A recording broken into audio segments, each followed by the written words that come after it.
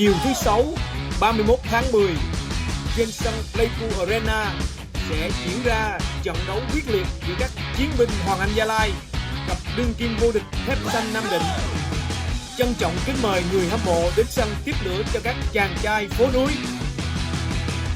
Chiều thứ Sáu, 31 tháng 10, trên sân Pleiku Arena sẽ diễn ra trận đấu quyết liệt giữa các chiến binh Hoàng Anh Gia Lai gặp đương kim vô địch Thép Xanh Nam Định.